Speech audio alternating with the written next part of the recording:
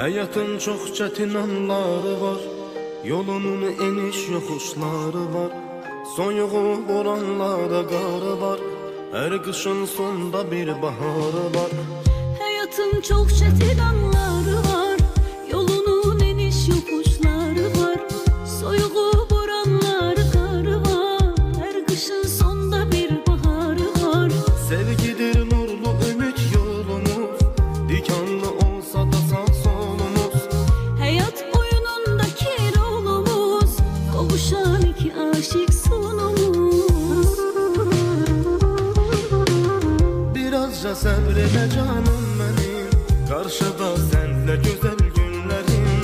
Arzularım çox inanım mənim, sənə bağlı bütün ümidlərim. Birazca səbr elə canım mənim, qarşıda sənlə gözəl günlərim. Arzularım çox inanım mənim, sənə bağlı bütün ümidlərim.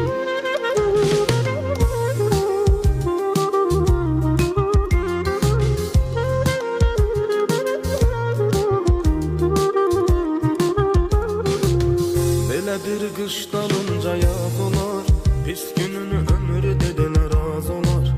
Durular suları bulanmaz olar, qara günlərə bəmbəyaz olar. Bu belədir, qış dalınca yaz olar, pis günün ömrü dedilər az olar. Durular sular bulanmaz olar, qara günlər ağ bəmbəyaz olar. Bu həyat mənalıdır deyil boş, mənzil xoş olar niyyətimiz xoş. Könlümüz olsa eşq ilə sərxoş, keçəcək birgə illərimiz xoş.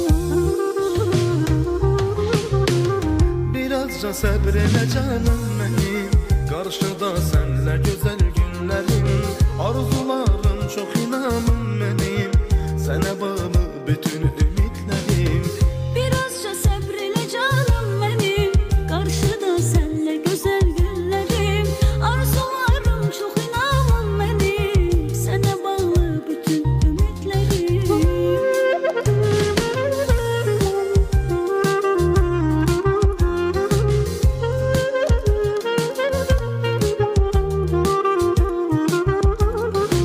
Gün gələr bu dərdlərdir hər gedən, səbr elə yarım mənim, səbr elə.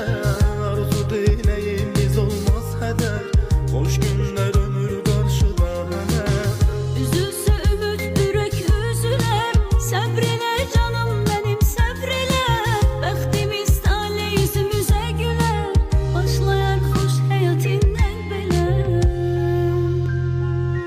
Birazca səbr elə canım mənim, qarşıda sənlə gözəl günlərim. Arzularım çox inanım mənim, sənə bağlı bütün ümidlərim. Birazca səbr elə canım mənim, qarşıda sənlə gözəl günlərim. Arzularım çox inanım mənim, Sənə bağlı bütün ümidlərim.